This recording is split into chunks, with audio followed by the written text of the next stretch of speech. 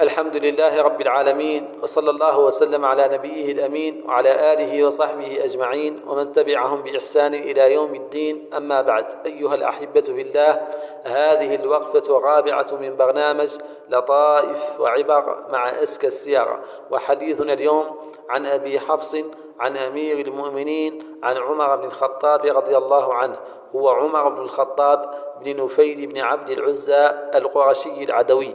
قال صلى الله عليه وسلم: إن الله وضع الحق على لسان عمر يقول به. وقال صلى الله عليه وسلم مخاطبا له: إيهن يا ابن الخطاب، ما سلكت فجا إلا سلك الشيطان فجا غير فجك.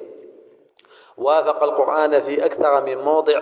قال السيوطي: قد أوصلها بعضهم إلى أكثر من 20. قال رضي الله تعالى عنه كما في الصحيحين: وافقت ربي في 3. قلت: يا رسول الله، لو اتخذنا من مقام إبراهيم مصلى، فنزلت: واتخذوا من مقام إبراهيم مصلى. وقلت: يا رسول الله، يدخل على نسائك البر والفاجر، فلو أمرتهن يحتجبن، فنزلت آية الحجاب. واجتمع نساء النبي صلى الله عليه وسلم في الغيرة، فقلت: عسى ربه إن طلقكن أن يبدله أزواجا خيرا منكن، فنزلت كذلك. ولي الخلافة بعد أبي بكر الصديق، فصعد المنبر وقال: اقرأوا القرآن تعرفوا به، واعملوا به تكونوا من أهله، وزنوا أنفسكم قبل أن توزنوا، وتزينوا للعرض الأكبر يوم تعرضون على الله لا تخفى منكم خافية.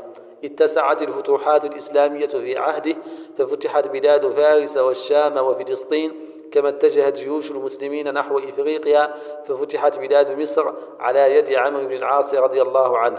هو أول من تسمى بأمير المؤمنين، وأول من أسس التقويم الهجري، وأول من جمع الناس في صلاة التراويح على إمام واحد بعد رسول الله صلى الله عليه وسلم. كان عادلا زاهدا مهابا شجاعا سخيا جوادا، وكان يبكي خوفا من الله سبحانه وتعالى، وخوفا من وقوع العداوة والبغضاء بين المسلمين بسبب المال. يقول إبراهيم بن عبد الرحمن بن عوف: لما أتي عمر بكنوز كسرى، قال عبد الله: ألا تجعلها في بيت المال حتى نقسمها؟ قال: لا والله، لا أظلها سقف بيت حتى أمضيها. فأمر بها، فوضعت في صرح المسجد، فباتوا عليها يحرسونها. فلما أصبح أمر بها، فكشف عنها، فبكى رضي الله تعالى عنه. فقال له عبد الرحمن بن عوف: ما يبكيك يا أمير المؤمنين؟ فوالله إن هذا ليوم شكر وفرح. فقال عمر: ويحك، إن هذا لم يعطه قوم قط إلا ألقي بينهم العداوة والبغضاء. وصدق. قال معاوية: أما أبو بكر فلم يرد الدنيا ولم ترده، وأما عمر فأرادته الدنيا فلم يردها. جوع الخليفة والدنيا بقبضته منزلة في الزهد سبحان موليها، فمن يباري أبا حفص وسيرته، أو من يحاول للفاروق تشبيها. كان رجاعا إلى الحق، ومن ذلك قصته مع الفتية الذين دخل عليهم وهم يشربون الخمر. قال حافظ إبراهيم ناظما تلك القصة: وفتية ورعوا براح فانتبذوا، لهم مكانا وجدوا في تعاطيها، ظهرت حائطهم لما علمت بهم، والليل معتكر الأرجاء ساجيها، حتى تبينتهم والخمر قد أخذت تعلو ذؤابة ساقيها وحاسيها، سفهت آراءهم فيها فما لبثوا أن أوسعوك على ما شئت تسفيها، ورمت تفقيههم في دينهم، فإذا بالشرب قد برعوا الفاروق تفقيها. قالوا: مكانك قد جئنا بواحدة، وجئتنا ب3 لا تباليها، فأتي البيوت من الأبواب يا عمر، فقد يزن من الحيطان آتيها، واستأذن الناس أن تخشى بيوتهم، ولا تلم بدار أو تحييها، ولا تجسس. بهذه الآية قد نزلت بالنهي عنه، فلم تذكر نواهيها، فعدت عنهم، وقد أكبرت حجتهم لما رأيت كتاب الله يمليها، وما أنفت وإن كانوا على حرج من أن يحجك بالآيات عاصيها. رويت عنه أقوال عظيمة وحكم جليلة، منها: نحن قوم أعزنا الله بالإسلام، مهما ابتغينا العزة في غيره أذلنا الله. ومنها قوله: كل عمل كرهت من أجله الموت فاتركه، ثم لا يضرك متى تموت. وكان يقول: إذا كان الشغل مجهدة فإن الفراغ مفسدة.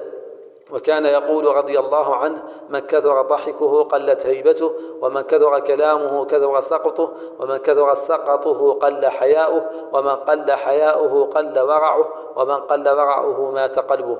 وكان يقول: عجبت لمن شك في الله وهو يرى خلق الله، وعجبت لمن نسي الموت وهو يرى الموت، وعجبت لعامر دار الفناء وتارك دار البقاء، وعجبت للمتكبر الذي كان بالأمس نطفة ويكون غدا جيفا. وكان يقول: ما أقبح القطيعة بعد الصلة، والجفاء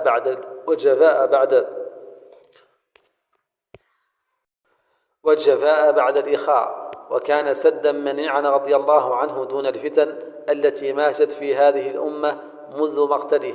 طعن رضي الله عنه وهو يصلي الفجر بالجماعة لينتقل هذا الجبل ويلحق بصاحبيه مع الذين أنعم الله عليهم من النبيين والصديقين والشهداء والصالحين، وحسن أولئك رفيقا. هذه مناقبه في عهد دولته للشاهدين وللأعقاب أحكيها، لكل واحدة منهن نابلة من الطبائع تغدو نفس واعيها. لعل في أمة الإسلام نابتة تجلو لحاضرها مرآة ماضيها، حتى ترى بعض ما شادت أوائلها من الصروح وما عاناه بانيها، وحسبها أن ترى ما كان من عمر حتى ينبه منها عين قافها.